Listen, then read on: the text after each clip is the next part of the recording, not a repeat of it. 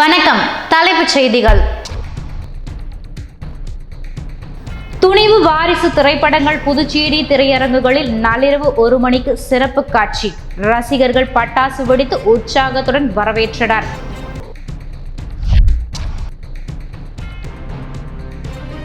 புதுச்சேரியில் பாண்லே பால் விலை லிட்டருக்கு ரூபாய் 4 உயர்வு அமலுக்கு வந்தது.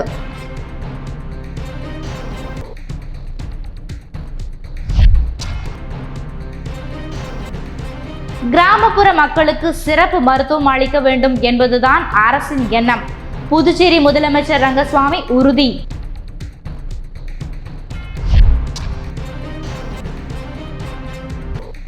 புதுச்சேரியில் 33வது மலர் கண்காட்சி பிப்ரவரி 10ஆம் தேதி துவங்க உள்ளதாக வேளாண் துறை அமைச்சர் தேனி ஜெயக்குமார் தகவல். இனி விரிவான செய்திகள். துணிவு மற்றும் வாரிசு திரைப்படங்களில் சிறப்பு காட்சி நள்ளிரவு 1 மணிக்கு திரையிடப்பட்டது. இதனை ரசிகர்கள் பட்டாசு வெடித்து கொண்டாடினார்கள். பொங்கல் பண்டிகையை முன்னிட்டு நடிகர் அஜித் நடித்துள்ள துணிவு திரைப்படம் ரசிகர்களின் பெரும் எதிர்பார்ப்புகளுக்கிடையே உலகம் முழுவதும் வெளியாகி உள்ளது. இந்நிலையில் புதுச்சேரி முழுவதும் முதல் காட்சியாக நள்ளிரவு 1 மணிக்கு தியேட்டர்களில் துணிவு மற்றும் வாரிசு திரைப்படம் திரையிடப்பட்டது. துணிவு திரைப்படம் தியேட்டர்களில் வெளியானதையொட்டி புதுச்சேரி அண்ணா சாலையில் உள்ள திரையரங்கு முன்பு கூடியிருந்த ரசிகர்கள் பட்டாசு வெடித்து ஆரவாரம் செய்து துணிவு படத்தை வரவேற்றனர். மேலும் அசம்பாவித சம்பவங்கள் ஏற்படாமல் தடுக்க துணிவு படம் வெளியான தியேட்டர்களில் பலத்த போலீஸ் பாதுகாப்பு போடப்பட்டிருந்தது.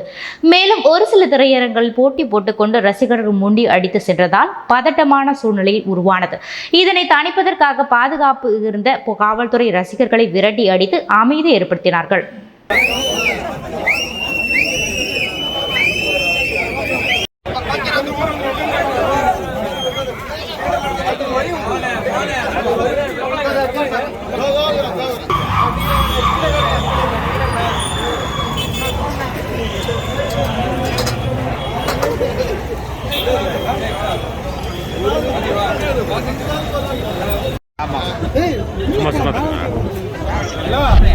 புதுச்சேரியில் பாண்லே பால் விலை லிட்டருக்கு 4 ரூபாய் உயர்த்தப்பட்டு அமலுக்கு வந்தது.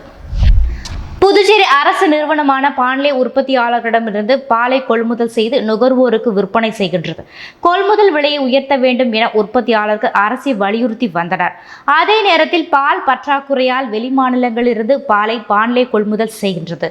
உள்ளூர் கொள்முதலை விட வெளியூர் வாங்கும் பாலுக்கு அதிக விலை தருவதாகவும் சர்ச்சை ஏற்பட்டது. தற்போது பாண்லே பால் விநியோகம் சீராக இல்லாததால் போராட்டமும் அதிகரித்தது. அத்துடன் பாண்லே நிர்வாகம் குளறுபடிகளால் சிக்கலில் உள்ளது. இச்சூழலில் பாலின் கொள்முதல் விலையை ரூபாய் 34 இருந்து ரூபாய் 37 உயர்த்தி ரங்கசாமி அறிவித்தார். பால் விலையை உயர்த்தாமல் இருந்தார். இச்சூழலில் பாண்லே பால் விற்பனை லிட்டருக்கு ரூபாய் 4 உயர்த்தப்பட்டுள்ளது. இது தொடர்பாக கூட்டுறவு சங்கங்களின் பதிவாளர் யஷ்வந்த் ஐயா நேற்று வெளியிட்டுள்ள உத்தரவில் நீல நிற பாக்கெட் 42 46க்கும் பச்சை நிற பாக்கெட் ரூபாய் 44 ரூபாய் 48க்கும் ஆரஞ்சு நிற பாக்கெட் ரூபாய் 48 ரூபாய் 52க்கும் உயர்த்தப்பட்டுள்ளது. புதிதாக 2 பாக்கெட் பால் அறிமுகமாகின்றது. டபுள் டோன் மில்க் என மஞ்சள் நிற பால் பாக்கெட் ரூபாய் 42க்கும் புல் கிரீம் பால் என சிவப்பு நிற பாக்கெட் ரூபாய் 62க்கும் இன்று முதல் விற்பனைக்கு வருகின்றது என தெரிவித்துள்ளார். இந்த பால் விலை உயர்வு இன்று முதல் அமலுக்கு வந்துள்ளது. புதுச்சேரியில் 33வது மலர் கண்காட்சி அடுத்த மாதம் 10ஆம் தேதி முதல் 12ஆம் தேதி வரை நடைபெற உள்ளதாக அமைச்சர் தேனி ஜெயக்குமார் தெரிவித்தார்.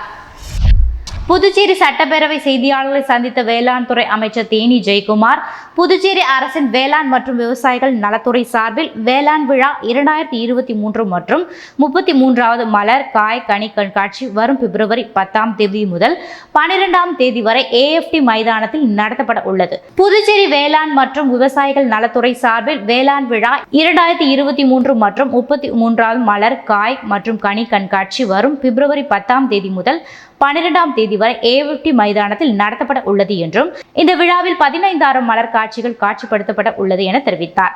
இதில் சால்வியா, சாமந்தி, சீனியா, பெட்ருனியா, டொரண்டெனியா, காலாண்டுலா உள்ளிட்ட பல்வேறு மலர் செடிகள் வைக்கப்பட உள்ளது என்ற அவர் இதில் வெற்றி பெறுபவர்களுக்கு பரிசுகள் வழங்கப்பட உள்ளது என்றார். கிராமப்புற மக்களுக்கு சிறந்த மருத்துவம் அளிக்க வேண்டும் என்பதன் அரசின் எண்ணம் என்று முதல்வர் ரங்கசாமி தெரிவித்தார். புதுச்சேரி கதிர்காமம் இந்திரா காந்தி அரசு மருத்துவக் கல்லூரி மற்றும் மருத்துவமனையில் மருத்துவர்கள் மாநாடு 3 நாட்கள் நடைபெறுகின்றது. இந்த மாநாட்டில் 2வது நாள் முதலமைச்சர் ரங்கசாமி கலந்து கொண்டு மாநாட்டு மலரை வெளியிட்டார். இதில் தமிழகம் மற்றும் புதுச்சேரியை சேர்ந்த மருத்துவ மாணவர்கள் திரளாக கலந்து கொண்டனர். பின்னர் மாநாட்டில் பேசிய முதலமைச்சர் ரங்கசாமி 50,000 மக்கள் தொகை கொண்ட பகுதியில் தான் ஆரம்ப சுகாதார நிலையை அமைக்க வேண்டும். ஆனால் 10,000 மக்கள் தொகை உள்ள இடத்தில் புதுச்சேரி ரயில் சுகாதார மையம் அமைக்கப்பட்டுள்ளது.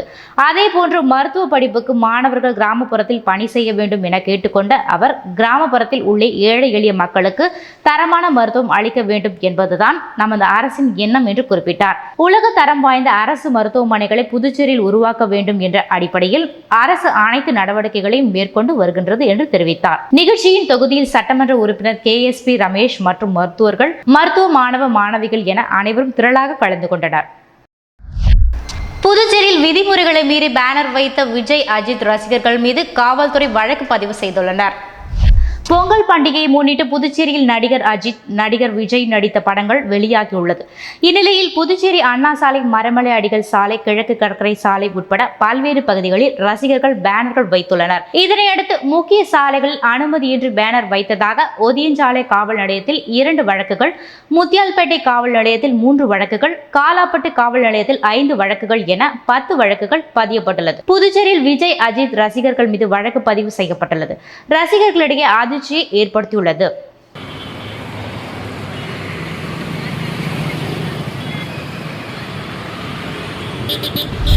புதுச்சேரி CBCID காவல்துறை ஏட்டு உடல்நிலை காரணமாக தூக்கு போட்டு தற்கொலை செய்து கொண்டார்.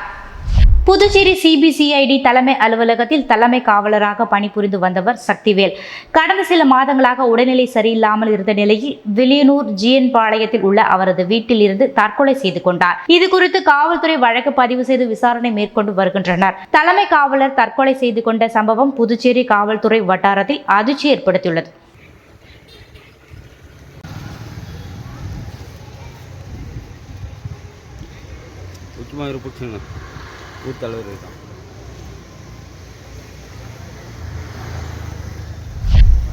ஸ்ரீ ராமகிருஷ்ணா மெட்ரிக் மேல்நிலைப் பள்ளி சார்பில் கராத்தே தேர்வு மற்றும் எல்லோ பெல்ட் வழங்கும் நிகழ்ச்சி நடைபெற்றது. இதில் பள்ளி முதல்வர் கார்த்திகேயன் தலைமை தாங்கினார். சிறப்பு அழைப்பாளராக முன்னாள் ராணுவ வீரர் டாக்டர் சசிகுமார் மற்றும் அவரது துணைவியார் சத்யா அவர்கள் கலந்து கொண்டு மாணவர்களுக்கு விழிப்புணர்வு ஏற்படுத்தினார்கள். மற்றும் நேஷனல் கிக் பாக்ஸிங் ஆசிரியர் அசோக் மற்றும் சிறப்பு ஆசிரியர் நந்தினி நிகழ்ச்சிக்கு முன்னிலை வகித்து நிகழ்ச்சிகளை சிறப்பித்தார்கள். நிகழ்ச்சியின் ஏற்பாடுகளை பள்ளி ஆசிரியர்கள் மற்றும் கிக் பாக்ஸிங் பயிற்சி ஆசிரியர்கள் கோபி ஷர்வின், ஜீவரத்னம், பரத், கார்த்திக், கோபிகா, வைஷ்ணவி இவர்கள் கலந்து கொண்டு நிகழ்ச்சிகளை சிறப்பான முறையில் நடத்தினார்கள்.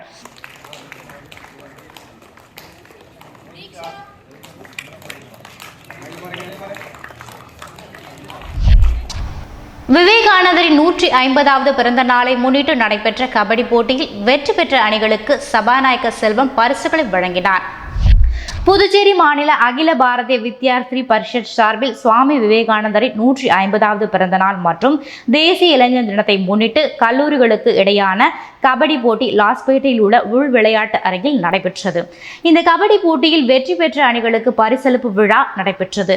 இதில் சபாநாயகர் ஏம்பலம் செல்வம் தலைமை விருந்தினராக கலந்து கொண்டு வெற்றி பெற்ற அணிகளுக்கு வெற்றி கோப்பை மற்றும் ரொக்க பரிசுகளை வழங்கினார். இந்த நிகழ்ச்சியில் VP ராமலிங்கம், பாரதிய ஜனதா கூட்டுறவு பிரிவு மாநில அமைப்பாளர் வெற்றி செல்வம், விஸ்வ ஹிந்த் பரிஷத் வேல்முருகன் ஆகியோர் சிறப்பு விருந்தினராக கலந்து கொண்டனர். இந்த கபடி போட்டிக்கான ஏற்பாடுகளை அகில பாரதிய வித்யார்த்தி பரிஷத் நிர்வாகி டாக்டர் உதயச்சந்திரன், ஸ்ரீதேவி, பீமாராவ் உள்ளிட்ட நிர்வாகிகள் ஏற்பாடு செய்திருந்தனர். தேசிய அளவில் நடைபெறும் ஜூனியர் கைப்பந்து விளையாட்டுப் போட்டியில் கைப்பந்து சங்கம் சார்பில் 30 வீரர்கள் தேர்வு செய்யப்பட்டனர். தேசிய அளவிலான 19 வயதிற்கு உட்பட்ட கைப்பந்து போட்டி திருச்சி மாவட்டத்தில் வரும் 25ஆம் தேதி தொடங்குகிறது. இதில் பங்கேற்க புதுச்சேரி கைப்பந்து கழக சங்கம் சார்பில் புதுச்சேரி வீரர்களை தேர்வு செய்யும் பணி நடைபெற்றது. இதில் 60க்கும் மேற்பட்ட வீரர்கள் பங்கேற்ற நிலையில் 25 வீரர்கள் தேர்வாயினர். இதற்கான முன்னேற்பாடுகளை சேர்மன் ஜெயபிரகாஷ், தலைவர் TM வருண், செயலாளர் கல்யாணசுந்தரம், துணை செயலாளர் விக்ரம் ஆகியோர் செய்திருந்தனர். சங்க நிர்வாகிகள் செந்தில், டேவிட், JK செந்தில் ஆகியோர் வீரர்களை தேர்வு செய்தனர். புதுச்சேரி புதுச்சேரி போத்தீஸில் நடைபெற்று வரும் பொங்கல் கலை விழாவில் நலிந்த ஓவியர் கலைஞர்களுக்கு உருவாக்கப்பட்ட தமிழர் பாரம்பரிய ஓவியங்கள் பொதுமக்கள் பார்வையில் வைக்கப்பட்டுள்ளது. புதுச்சேரி போத்தீஸ் பொங்கல் கலைவிழா என்ற தலைப்பில் கலைவிழா துவங்கியது. இதில் 60க்கும் மேற்பட்ட நலிந்த ஓவிய கலைஞர்களால் தமிழர் பாரம்பரியம் என்ற தலைப்பில் புதுச்சேரி போத்தீஸ் கார் பார்க்கிங் வளாகத்தில் ஓவியங்கள் தீட்டப்பட்டதை திறந்து வைத்து அவர்களுக்கான பரிசளிப்பு விழா நடைபெற்றது. சிறப்பு விருந்தினர்களாக புதுச்சேரி உருளையன்பேட்டை தொகுதி சட்டமன்ற உறுப்பினர் நேரு மற்றும் புதுச்சேரி சுற்றுலா வளர்ச்சி கழக மேலாண் இயக்குனர் பாலாஜி பங்கேற்றனர். மேலும் இவ்விழாவில் பரதம், சிலம்பாட்டம், பறையாட்டம், ஒயிலாட்டம், கோலாட்டம், பெரிய கொம்பாட்டம், கரகாட்டம், நெருப்பாட்டம் போன்ற தமிழர் பாரம்பரிய கலை நிகழ்ச்சிகள் நடைபெற்றது. இந்த ஓவிய கண்காட்சி வரும் பொங்கல் வரை பொதுமக்கள் பார்வைக்காக வைக்கப்படும் என புதுச்சேரி போத்தீஸ் பொது மேலாளர் அருள்மொழி தெரிவித்தார். அங்க பார்க்கலாம், அந்த கூத்து கட்டுற ஸ்டைல்ல ஒரு டிராயிங் இருக்குல்ல.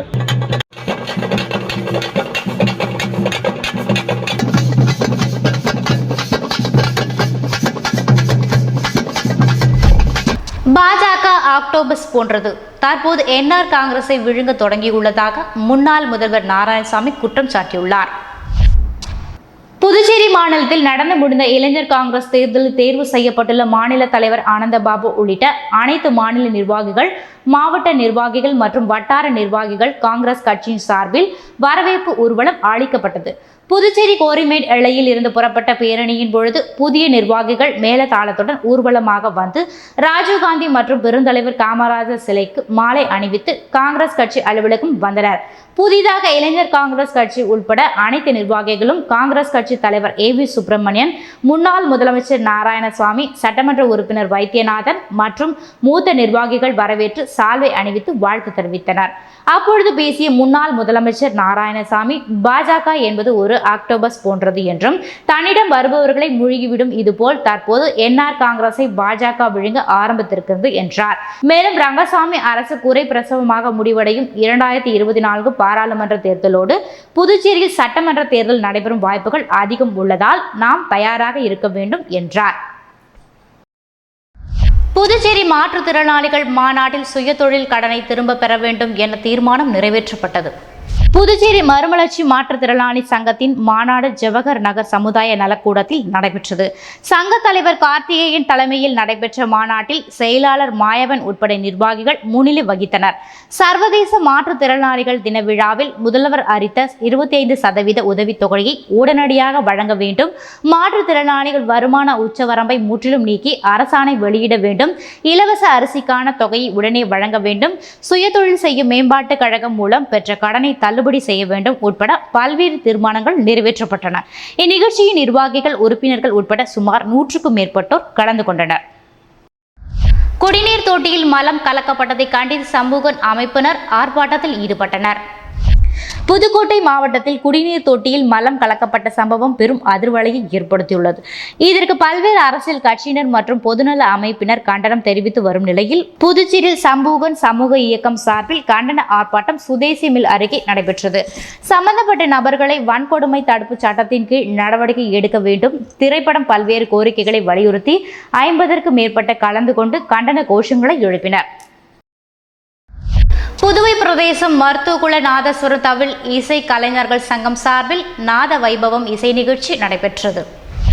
புதுச்சேரி 45 அடி சாலையில் உள்ள செந்தில் மஹால் திருமண நிலையத்தில் புதுவை பிரதேசம் மருத்துவகுல நாதஸ்வர தவில் இசைக்கலைஞர்கள் நற்பணி சங்கம் சார்பில் மார்கழி மாதத்தை ஒட்டி நாத வைபவம் இசை விழா வெகு விமர்சையாக நடைபெற்றது. விழாவில் சிறப்பு நாதஸ்வர கலைஞர்கள் சண்முக சுந்தரம், சேது ரமணன், குருநாதன், மணிகண்டன் ஆகியோரின் நிகழ்ச்சிகள் நடைபெற்றது. மேலும் நிகழ்ச்சிக்கான ஏற்பாடுகளை சங்கத்தின் நிர்வாகிகள் செய்திருந்தனர். கேரள வயநாட்டில் அமைந்துள்ள இந்த அதிக கிணற்றில் எவ்வளவு தண்ணீர் எடுத்தாலும் வற்றாதாம். அதை பற்றி சிறப்பு தொகுப்பை பார்ப்போம். கேரளாவின் வயநாட்டில் அமைந்துள்ள இந்திய அதிசய கிணறு நம்மை வியக்க வைத்துள்ளது. இந்த கிணற்றில் இருந்து நீங்கள் எவ்வளவு தண்ணீர் எடுத்தாலும் அது இருக்கும் அளவிலிருந்து ஒரு சொட்டு கூட குறையவில்லையாம். மேலும் யாரும் செருப்பு அணிந்து கொண்டோ அல்லது அசுத்தமாகவோ இந்த கிணற்றின் பக்கம் செல்லக்கூடாதாம். என்ன காரணம் என்று தெரிந்து கொள்வோம். கேரள மாநில வயநாட்டில் பாக்கம் எனும் கிராமத்தில் தான் இந்த அதிசய கிணறு அமைந்துள்ளது. இந்த கிணற்றை மக்கள் பாக்கம், திருமுகம், கேணி என்று அதிசய கிணறு என்று அழைக்கின்றனர். இந்த பகுதியில் வறட்சி என்ற சமயத்தில் கூட இந்த கிணறு கொஞ்சம் கூட வற்றாமல் இருந்து அப்பகுதி மக்களை காப்பாற்றியதாக தகவல் கூறுகின்றது. எவ்வளவு மழை பொழிந்தாலும், எவ்வளவு வெயில் சுட்டெரித்தாலும் கூட இந்த கிணற்றில் உள்ள நீரின் அளவு சமமாகவே இருந்து வருகின்றதாம். அதேபோல் இந்த கிணற்றில் இருந்து எடுக்கப்படும் நீர் மிகவும் தூய்மையாகவும் சுவையாகவும் இருக்கின்றது என பகுதி மக்கள் கூறுகின்றனர். இந்த கிணறு சுமார் 300 ஆண்டுகளாக வற்றாமல் இருந்து வருவதாக அப்பகுதி மக்கள் கூறுகின்றனர். ஆனால் இது எப்பொழுது கண்டுபிடிக்கப்பட்டது என்பது சரியாக தெரியவில்லை என்றும், இது வயது 300 ஆண்டுகளுக்கு முற்பட்டதாக இருக்கலாம் எனவும் அவர்களே கூறுகின்றனர். ஆண்டுக்கு ஒரு முறை நீர் வற்றவே கூடாது என்பதற்காக சில சடங்குகளை, சம்பிரதாயங்களை அப்பகுதி மக்கள் மேற்கொண்டு வருவதாக சொல்லப்படுகின்றது. இந்த கிணற்றை மிகவும் பாதுகாப்பாகவும் தூய்மையாகவும் குறும்பர் இன மக்கள் கவனமாக காத்து வருகின்றனர். காலம் காலமாக இந்த கிணற்றை அப்பகுதி மக்கள் சக்தி வாய்ந்ததாக நம்பி வழிபட்டு வருகின்றனர்.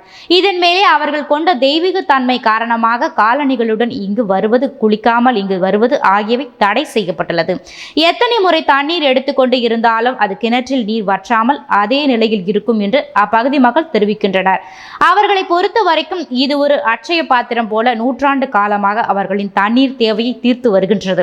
காலப்போக்கில் எத்தனை பழக்க வழக்கங்கள் வந்தாலும் அதற்கு ஏற்றாற்போல் மக்கள் மாறினாலும் கூட இந்த கிணறு மக்கள் கொடுக்கும் நம்பிக்கை அப்படியே இருந்து வருகின்றது. இந்த ஊருக்கு புதிதாக திருமணம் செய்து வரும் பெண்களும் கூட முதல் நாளன்று இந்த கிணற்றில் தண்ணீர் எடுத்து வருவதாக வழக்கமாக இருந்து வருகின்றது. புதிதாக வருபவர்களும் கூட இந்த தெய்வீக கிணற்றின் மகத்துவத்தை புரிந்து கொள்ள வேண்டும் தானே. நீங்கள் வயநாட்டிற்கு சுற்றுலா செல்லும் பொழுது மறக்காமல் இந்த கிணற்றை கண்டு வாருங்கள்.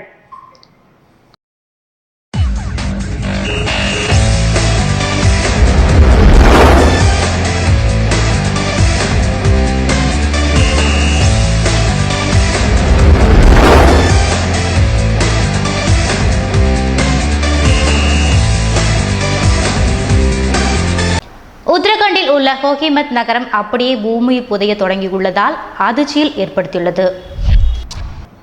உத்தரகாண்டில் அமைந்துள்ள அழகிய நகரம் தோஷிமத் இமயமலையில் ஏற செல்பவர்களும் ஆன்மீக சுற்றுலா செல்பவர்களும் இந்த தோஷிமத் நகர்தான் நுழைவாயிலாக உள்ளது. இப்படி பல்வேறு காரணங்களால் ஒவ்வொரு ஆண்டும் இந்த நகரத்திற்கு பல்வேறு பகுதிகளில் இருந்தும் இந்த நகருக்கு அதிகப்படியான மக்கள் வந்து செல்கின்றனர். இந்த ஊர் இப்பொழுது வினோதமான ஒரு பிரச்சனை எதிர்கொண்டுள்ளது. சுமார் 1890 மீட்டர் உயரத்தில் இமயமலையில் அமைந்துள்ள இந்த தோஷிமத் நகரில் மொத்தம் 20,000க்கும் மேற்பட்டோர் வசிக்கின்றனர். அங்கு ஒவ்வொரு ஆண்டும் சுற்றுலா பயணிகள் எண்ணிக்கை அதிகரிப்பதால் அண்டை ஊர்களில் இருந்தும் பிழைப்பதற்கு ஜோஷிமத் நகருக்கு பலரும் குடிபெயர்ந்து வருகின்றனர். ஆனால் இந்த நகரம் கடந்த சில நாட்களாக மண்ணில் மூழ்கி வருகின்றது. திட்டமிடப்படாத மற்றும் கண்மூடித்தனமான வளர்ச்சியே இதற்கு காரணம் என்று சொல்லப்படுகின்றது. அங்கிருந்த மக்களை வெளியேற்ற உத்தரகண்ட் அரசு உத்தரவிட்டுள்ளது. மேலும் நிலைமையை ஆராய வல்லுநர் குழுவும் விரைந்துள்ளது. இதுபோன்ற சூழல் ஏற்பட என்ன காரணம் என்பதை சற்று விரிவாக பார்க்கலாம். தோஷிமத் இமயமலை அருகே அமைந்துள்ள ஒரு நகரம். இது மட்டுமின்றி நகரின் மேற்கு மற்றும் கிழக்கில் கர்மநாசா மற்றும் தக்லானா நீரோடைகளும், தெற்கு மற்றும் வடக்கில் தௌலிகா மற்றும் அலங்கநந்தா நதிகளும் உள்ளன. அந்த நகரம் நிலச்சரிவு அதிகம் ஏற்படக்கூடிய பகுதியில் அமைந்துள்ளதாக அம்மாநில பேரிடர் மேலாண்மை ஆணையம் தெரிவித்துள்ளது. இந்த நகரம் நிலச்சரிவு அதிகம் ஏற்படக்கூடிய பகுதியில் அமைந்துள்ளதாக அம்மாநில பேரிடர் மேலாண்மை ஆணையம் எச்சரித்துள்ளது. 1976ஆம் ஆண்டு மிஸ்ரா கமிஷன் அறிக்கையிலேயே நிலச்சரிவு ஆபத்து குறித்து தெளிவாக எச்சரிக்கை விடுக்கப்பட்டுள்ளது.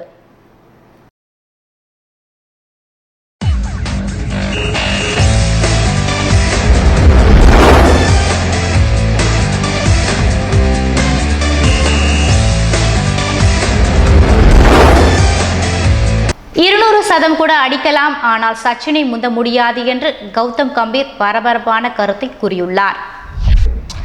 இந்திய அணியின் நட்சத்திர வீரர் விராட் கோலி 200 சதங்களை அடித்தாலும் ஜாம்பவான் சச்சின் டெண்டுல்கரை முந்தவே முடியாது என முன்னாள் வீரர் கௌதம் கம்பீர் பரபரப்பு கருத்தை கூறியுள்ளார். இலங்கை அணியுடனான 3 ஒருநாள் கிரிக்கெட் போட்டி கொண்ட தொடர் நேற்று தொடங்கியது. இதில் இந்திய அணி 67 ரன்கள் வித்தியாசத்தில் இந்திய அணி அபார வெற்றி பெற்றது. இந்திய அணியின் வெற்றிக்கு முக்கிய காரணமாக இருந்தது விராட் கோலியின் சதம் என கூறலாம். சுமார் 3 ஆண்டுகளுக்கு பின்னர் இந்திய மண்ணில் முதல் முறையாக கோலி சதத்தை பூர்த்தி செய்தார். செய்தார். இந்த சதத்தின் மூலம் விராட் கோலி சச்சினின் சாதனையை முறியடித்தார். சர்வதேச ஒருநாள் கிரிக்கெட்டில் இலங்கைக்கு எதிராக அதிக சதங்களை அடித்தவர்கள் பட்டியலில் சச்சினை முந்தினார். சச்சின் 8 சதங்களை அடித்திருந்த சூழலில் விராட் கோலி 9வது சதத்தை விளாசி சாதனை படைத்தார். இதே போல மற்றொரு சாதனைக்கும் அருகில் சென்றுவிட்டார். சர்வதேச ஒருநாள் கிரிக்கெட் அதிக சதங்களை அடித்தவர்கள் பட்டியலில் சச்சின் டெண்டுல்கர் 49 சதங்களை விளாசியுள்ளார். விராட் கோலி நேற்று இலங்கைக்கு எதிராக சதத்துடன் சேர்த்து 45 என்ற எண்ணிக்கையில் உள்ளார். இன்னும் 5 சதங்களை அடித்துவிட்டால் விராட் கோலி பிரம்மாண்ட சாதனையை தன்னதாக்குவார். இந்நிலையில் கோலியால் சச்சினை முந்தவே முடியாது என கம்பீர் கூறியுள்ளார். அதில் விராட் கோலியுடைய சாதனை பொறுத்தது அல்ல, நிச்சயமாகவே சச்சினின் சாதனையை ஒருநாள் கிரிக்கெட்டில் முறியடிப்பார் தான். இன்னும் பல சாதனை கூடவும் அடிக்கலாம். ஆனால் அப்பொழுது இருந்த விதிமுறைகள் வேறு, தற்போது விதிமுறைகள் வேறு ஆகும். மீண்டும் தலைப்புச் செய்திகள். துணிவு வாரிசு திரைப்படங்கள் புதுச்சேரி திரையரங்குகளில் நள்ளிரவு 1 மணிக்கு சிறப்பு காட்சி. ரசிகர்கள் பட்டாசு வெடித்து உற்சாகத்துடன் வரவேற்றனர்.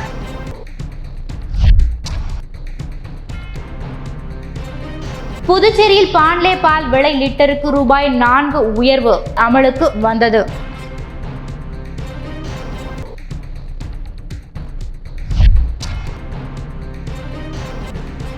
கிராமப்புற மக்களுக்கு சிறப்பு மருத்துவம் அளிக்க வேண்டும் என்பதுதான் அரசின் எண்ணம். புதுச்சேரி முதலமைச்சர் ரங்கசாமி உறுதி.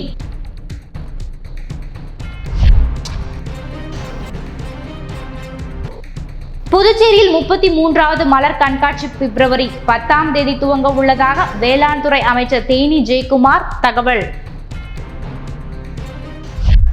இத்துடன் செய்திகள் நிறைவடைகின்றன. வணக்கம்.